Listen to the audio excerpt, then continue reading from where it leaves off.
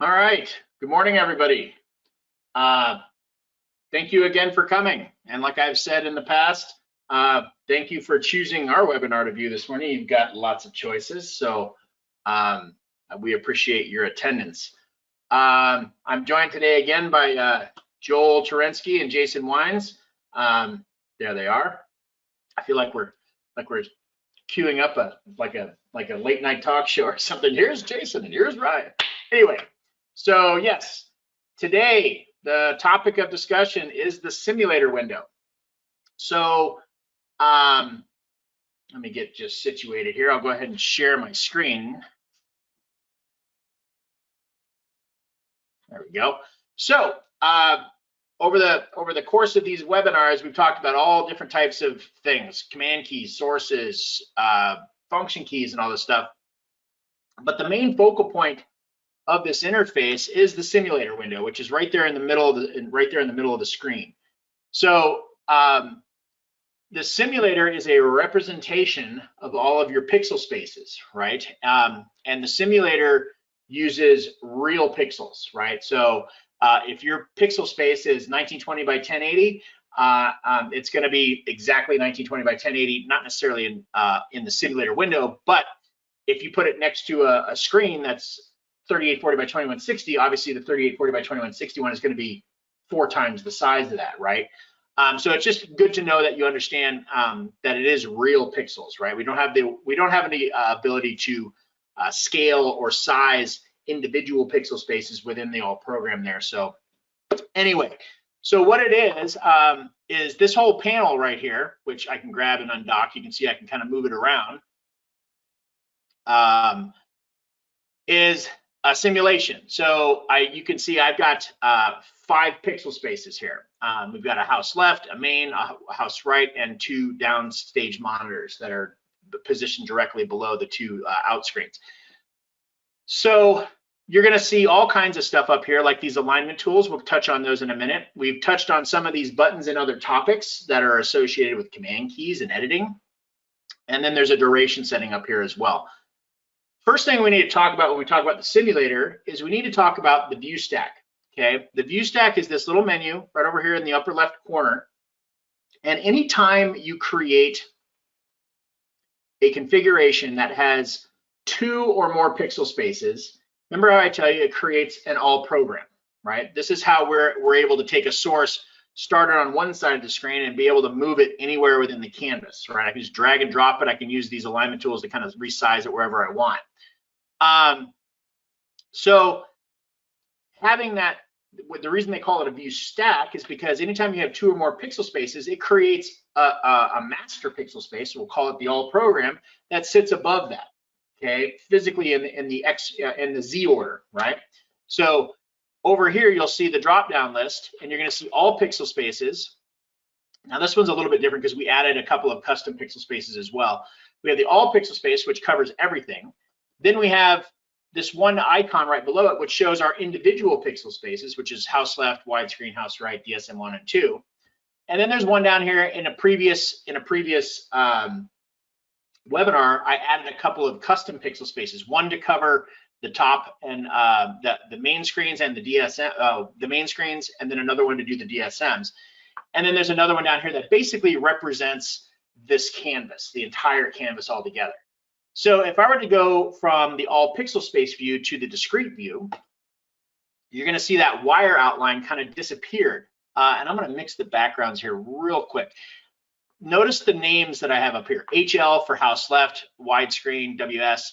When I go back to the all pixel space, you see how those names are now overlapped on top of each other. It's because there's a literal Z order to that stack. So there's always the question is, which stack or which vision or which view should I be working in? Kind of depends. So if you have content that needs to span across multiple pixel spaces, then you need to be able to work in the all pixel space view, so a layer can go from here over to here, down here, and across anywhere.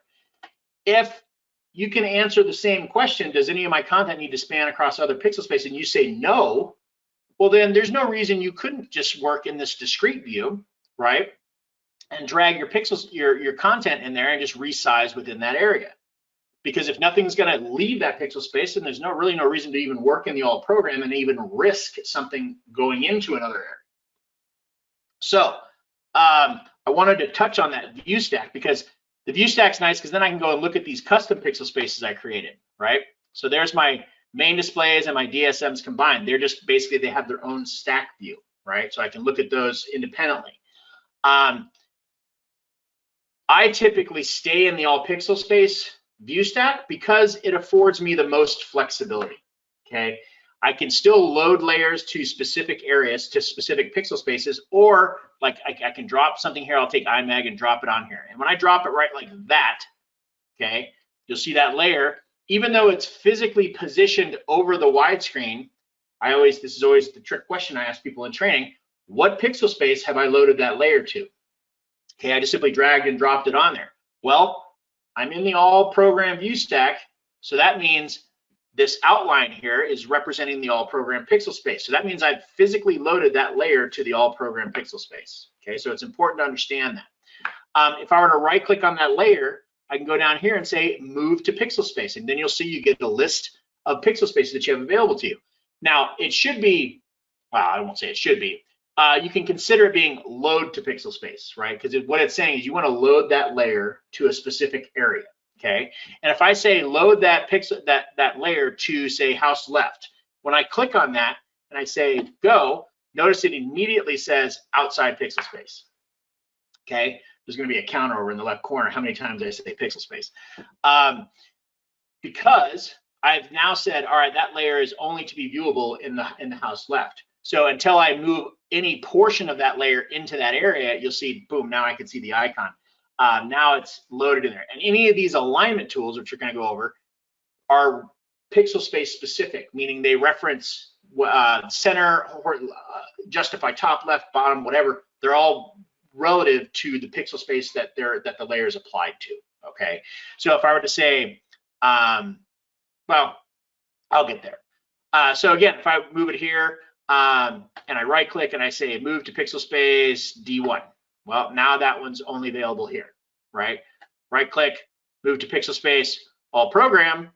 Now I can take that layer anywhere I want, okay? So it's important to understand the way layers associate with pixel spaces and how you view those in the view stack, okay? Okay, let's start popping through some of the alignment tools, okay, up here at the top. So these alignment tools, they've in Studio, usually these alignment tools are only visible if you look at Christie Advanced, the X20 and 300 series version of the software. Those alignment tools are still in the simulator, but they're not used anywhere else. In Studio, we've kind of leveraged those in the new configuration manager, in the multi-viewer, to create multi-viewers so you can kind of align things. So they're really kind of, they've kind of branched out. But what I'm going to do is I'm going to load a source into the all program. Okay, just drop it right in there. And I'm going to actually load a couple, right? So let's load something like this, Keynote in there. So now I've got two layers. So the first one here, if you hover over them, they have a little pop-down window that basically kind of a very short description of what they do. The first one there, the first icon is swap windows, okay? Some of these alignment tools at the top are multi-layer specific, meaning they're not functional unless you have two or more layers selected. This particular one means you can only have two layers selected. So if I were to take one layer, let's say I just change its size and position and put another layer here. Say I select this one, layer 1, and I hold down the control key and I select layer 2. Now I have two layers selected, okay? The first layer I selected is considered my anchor layer. So a lot of things are going to revolve around that anchor layer. With these other alignment tools. We'll get to those as we come to them. But this first one, swap windows, that says swap position and size, okay? So when I do that, you'll see that those two layers just simply swap positions and they kind of fly to their position. And it's based on the duration in which it does that is the duration setting right here. So if I wanted that to happen, say at 15 frames and I do the same thing, obviously they move a lot quicker now. I don't know if the video is going to catch up with that in the webcast, but if I slow it down, let's say I do 120 frames, Now, if I do that, that should take a 2-second duration to get there. But notice, let me try a different source here that's something that's not opaque. When I do that, notice that layer 2 never goes behind layer 1. Layer 1 always goes behind layer 2. Again, that's the Z order, okay? So swap windows is very useful if you want to say you've got, I don't know, let's put this source right here in the widescreen, and maybe you've got a source over here. You just want to, maybe you want to bring it, you want to swap the 2 positions. You can just go, you know, back, and well, maybe at a little bit quicker duration. I'll put this back. I usually keep this at about 30 frames, so I'm not waiting all day for that to swap, okay? All right, so just a real quick one right there. Now, the next 6 buttons across the top here are how layers align with other layers, okay? This is important to understand. These are different than the next 4 over here. These 4 right here say, all right, if I choose layer 1 first, that's gonna be my anchor layer, and then I multi-select, so let's throw something else out here. Let's say I select 1, then I hold down the control key, 2, and 3, okay? And if I say align all of these layers to the left, right?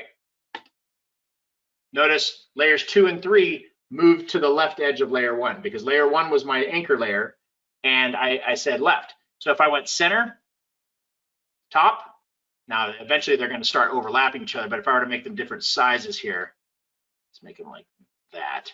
If I went 1, control 2, and 3, now if I were to go top, center, left, and so on. So that's how you can align layers with other layers, okay? Let's deselect and move these around here a little bit. Now again, I'm moving all of these in the all program, so that gives us a little bit more. Now, the next 4 over here, okay? They have a big arrow with a line pointing to it. That snaps any selected layer to the edge of the pixel space that it's been loaded to. So all of these have been loaded to the all program. So if I select layer 1 and hit snap right, it's going to bump to the edge of the all program. I go left, bottom, so on and so forth, right? So it really depends. So if I take layer 1, right click, and I say move to pixel space, and I put it in the widescreen, now if I hit align left or snap left, it's going to align to the left edge of that pixel space that it's loaded into, okay? Same with the rest of these. If I multi-select these, and because a couple of layers are in different pixel spaces, and I hit the same button, boom, 2 and 3 were still in all program, but 1 was in house left. So that's why they adjusted the way they did, okay? So it's good to understand what pixel space your layers are loaded to, because that's how this whole thing works. Remember SLIC, source, layer, pixel space, keyframe, okay? Moving on, this one right here, when I hover over it, size to display width. Okay, so any one of these, you probably see me hit this a couple times. If I select a layer, it's going to take that layer and resize it to the width of the pixel space that it's loaded in. Again, I hit it like that, it's going to maintain aspect ratio. So if I roll out here, you'll see it kind of fill to the width. And if I go fill to the height, oops, select the layer, it's always going to maintain aspect ratio. Okay, so it'll just either scale up or scale down. Now, if I go ahead and move that again to a different pixel space, say the widescreen, and I go hit the same button here to size to display height, now it's going to size to the height of that widescreen, because that's what pixel space it's loaded to. Okay. The next 2 over here to the right, these are make the same width or make the same height. These are, again, referencing make one layer the same height or width as another layer. So it always starts with the anchor layer. So if I start with layer, say I went layer 3, okay, that's the first layer I'm going to select.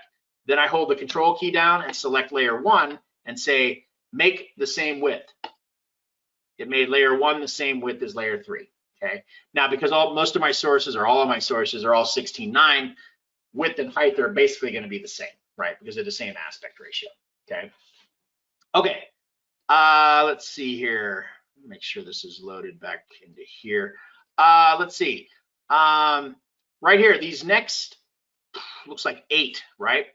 Are about spacing. Okay, I'm going to zoom in. I'm going to select all these and load them to the widescreen. And okay, so I'm going to select one. Here's what I'm going to do. I'm going to put layers 1 and 2 relatively close to each other in proximity. Okay, and then I'm going to keep layer 3 slightly at further distance. Okay, but I'm going to go ahead and select layer 1, hold the control key down, then select 2 and 3. Okay, so now actually, when I do that, when I select 1 and then I hold down the control key and select 2, it's already measured the distance between those 2 layers. So as I continue to select additional layers, it's going to remember the distance between those first 2, the anchor layer and the second layer that I picked. Because right up here, this button right here says make horizontal equal, meaning make horizontal spacing equal, the same.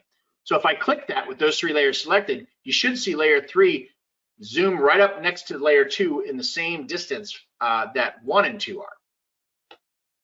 Okay, so now they're at the same distance. The button directly to the right says horizontal increment, meaning incrementally increase the spacing between selected layers, right?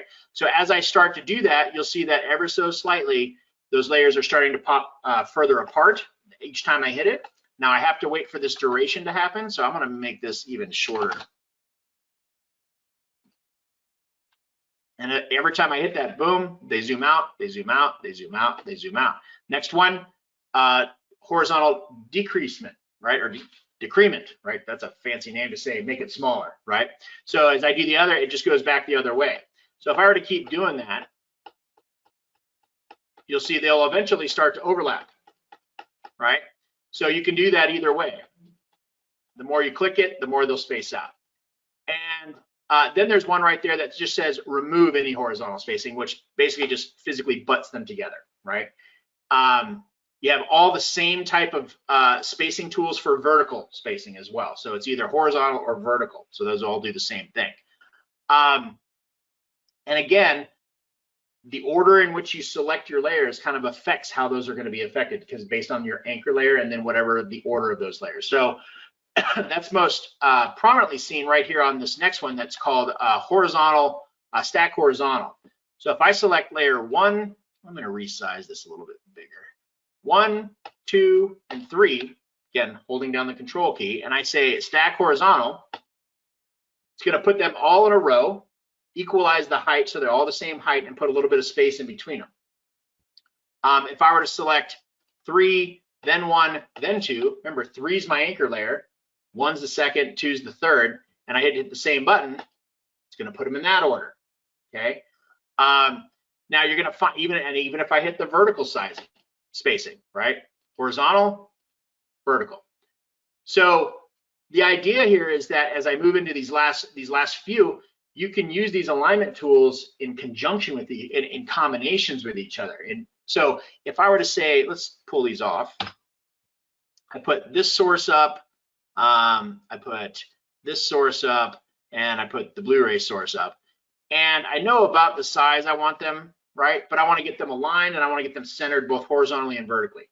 So I can say, all right, select 1, 2, 3, stack, and then the next 2 over here, center horizontally and center vertically. Whoops, wrong pixel space, my bad. Should have done that the first time. So we'll try this. Tell you what, I'll do this. I'll change my view stack to prevent that from happening. So now I'll go graphics 1, keynote, and Blu-ray. What I'll do is I'll just start by making my first layer about the size I want it to be, and then I can go 1, 2, 3, stack, center, center.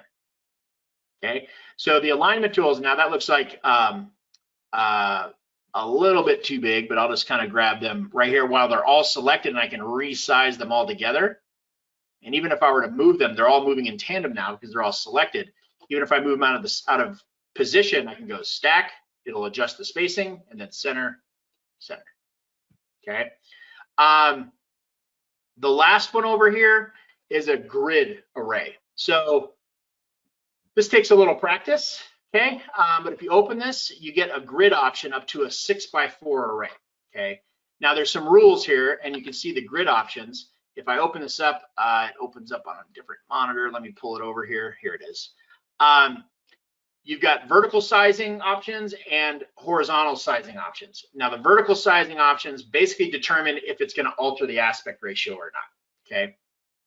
Now, you see I have dropped down the list here, and I can say don't alter the vertical size.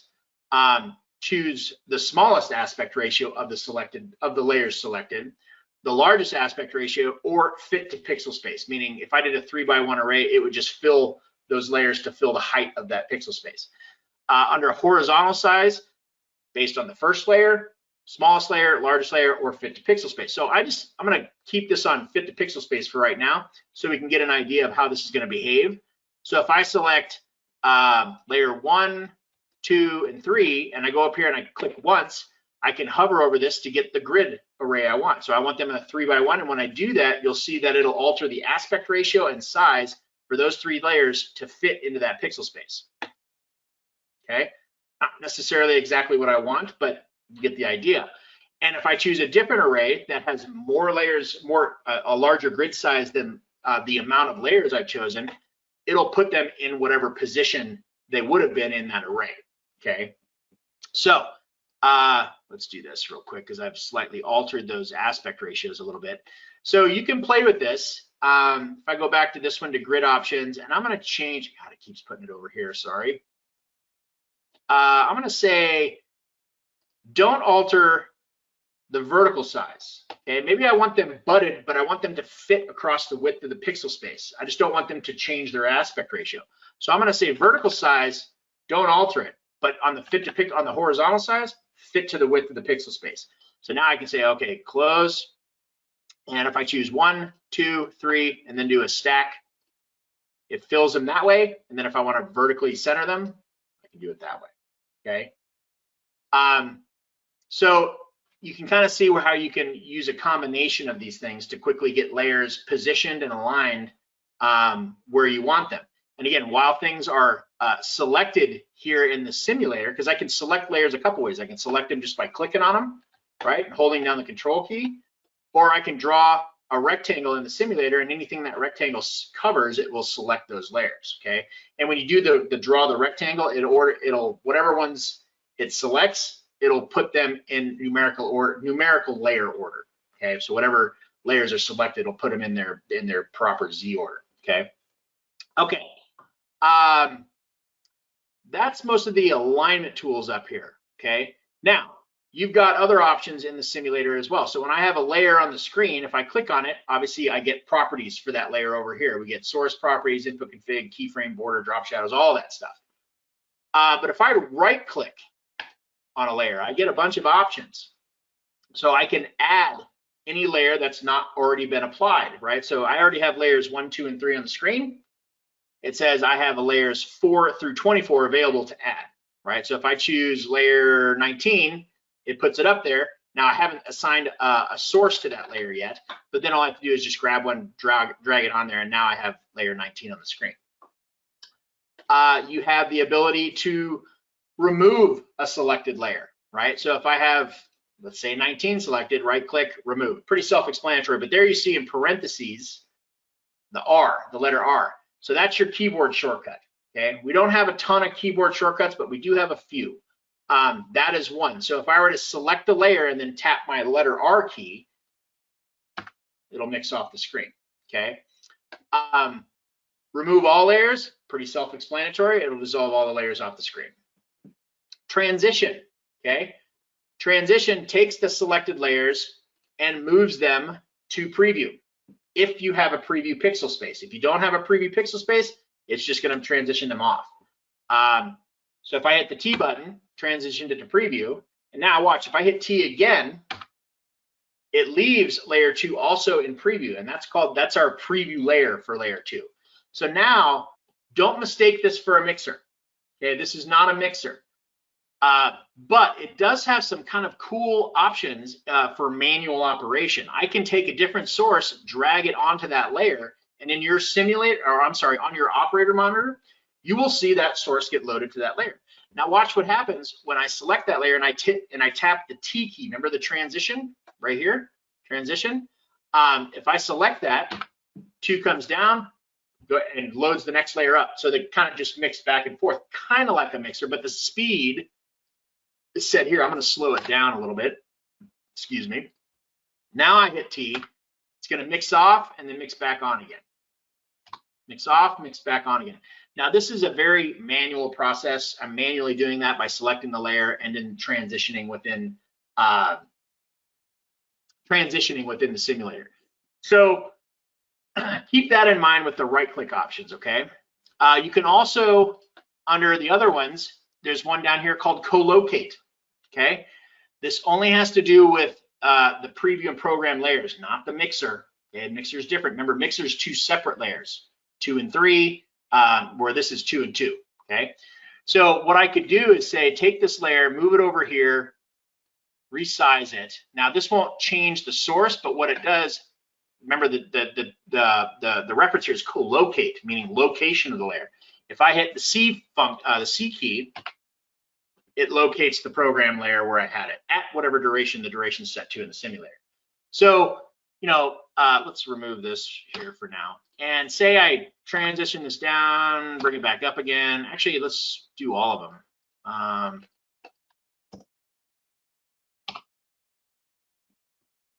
Just get these, whatever. So you get the idea. So I could move these around now, and I could say, let's move this one over here, this one down here, maybe this one like that. Select them all, see, boom. They all change their locations. So if you needed to adjust the position of a layer, but you don't want to do it in program and kind of like figure it out like on the program screen where everybody's watching, you could go do it here, do it in your operator monitor. Say I adjust this and move it around where I want. Maybe I want it down here instead. Then just simply co-locate and that layer will just slide right down where it needs to go. That's co-locate. Copy keyframe. Okay, remember what a keyframe is. It's size, position, borders, duration, drop shadows, crop, aspect ratio, pan and zoom, all of these, transparency, all of these things are keyframe attributes, which means if I want to copy the keyframe of one layer and apply it to another, you saw the right-click option there. I can say copy keyframe, but there's the keyboard shortcut, like a traditional Windows Control-C for copy and Control-V for paste, right? So I can say if I wanted layer 3 to be in the same position as layer 2 for whatever reason, I could copy layer 2 and then right-click on 3 and paste keyframe there. Boom, notice it just literally pasted it right on top. So now it's still there, it just got pasted right on top. So copy and paste keyframes, nice way. If you watch some of the scripting videos, if you want a layer to return to an exact position in a previous queue, you want to program it to land on a specific area, you can copy and paste a keyframe from one queue, scroll down, and then apply it to another layer down later in the script. Move to pixel space. You've seen me do this a couple times. Remember, it doesn't physically take the layer and move it into that area. It just simply loads it into that area, okay? So just keep that in mind. Under the treatment tab there, you'll see that even though we have treatments over here to the left of the simulator in its own tab, we can also access them and apply them directly if we right-click on the selected layer, go to treatments, and we've got options to apply any treatment we already have in our list, as well as clear any treatment from that layer. Basically just removes any alteration for border, drop shadow, anything. It doesn't affect position or size, it just simply removes any of those other values. You can also save a treatment right here from a right-click function, okay? So if you got a specific position over here, maybe we put a white border on that layer. I don't know if you can even see that. It's kind of hard to see. Maybe if I make it a little thicker here. Right? I like this layer right there. I can go right-click, treatment, save as treatment, and call this Peter's Wicked Treatment. Right? And I'm going to remember size, position, all that good stuff. Say OK. And now I can take that same one, which should be at the bottom of my list here, and apply it to any layer that I put up there. Okay. Freeze. Okay. The F key. right? That's the letter F key on your keyboard. I can't represent this, or I can't show you what this does, but you remember the freeze key and the function keys. What that does is basically just takes, it basically captures a still image and of whatever is on that video source and locks it in there. So if I were to hit select 3, tap F, notice the title bar goes yellow. Yellow title bars signify a still image, right? So if I were to take over here to my stills and, oh, way too many stills, drag it on the screen, put it on a layer, notice that still has a yellow title bar. Where this is just simply frozen, freeze off, freeze on, freeze off, freeze on. Keep in mind, that is not a pause, okay? That does not pause your video. That just simply captures a frame of video in there while you do that, okay? So as far as right clicks, that's what you get when you right click on a layer. If you right click on a pixel space, you get some other options here, right? You get the same add and remove layer, but here you can actually load backgrounds. Now I have way too many stills in this config and it takes a long time for it to pull them all in. I need to save a new one. But what this says, you see next and current background. It's all from the perspective of which pixel space you click on, the program pixel space or the preview pixel space. So if I right click in the program pixel space and I say current background, I can go over here and choose a different file. Wow, I've got way too many stills in this config. But I'll pick an image, and because I right clicked in the program area, right, and chose current background, it's gonna load it directly to the program pixel space. Boom, there it is. Now again, it wasn't the same aspect ratio, so it just loaded in there. If I were to right click in the same area and go to next background, now remember, every pixel space can have 2 backgrounds loaded to it, okay? And then you can simply toggle back and forth. If you don't have a preview pixel space, you still have the option to add the next background. It just, you wouldn't see it down below in the simulator, right? It would be the other pixel space that you could dissolve to. So I could pick something else there, right? And if I click on the house left pixel space right here, you're gonna see under the background tab, if I click on that, the current one is that kind of Mars moon landing, or Earthrise, and the next is the Earth down here below. If I click on the preview pixel space, it says that's the current background for that pixel space, and the next one would be the other image. So that only really, it gets confusing when it's more confusing when you have a preview area for the first time if you're just learning Spyder. If you have a preview pixel space. If you don't have a preview pixel space, the current and next make way more sense because there's only the current one on the screen and the next one that you would dissolve to, okay? Okay, so I'm gonna change my view stack back here, okay? Now, you'll see these buttons a lot. Wait, let me make sure I didn't miss anything. Oh yeah, current, next, and then the last one here is to mix background. Go to current mix background, and mix background is just, all it does is dissolves the backgrounds at this duration right here, okay? Same thing right here, we have a button at the bottom right of the simulator that does the same thing. This button transitions all of your backgrounds together, okay, at whatever speed this is set to, whatever the simulator duration is set to. Simulator duration is different than, say, keyframe duration, right? Or even a function key for the mixed background, right? Because there's a function key in here that you can actually mix background and you can define the duration. This one, when you hit this button, it's only what this is set to, okay? Down below here at the bottom of the simulator, you've got quick zoom tools. Let's say you're going to be programming a bunch of looks into a specific pixel space and your screen may be small enough, but you want to zoom in.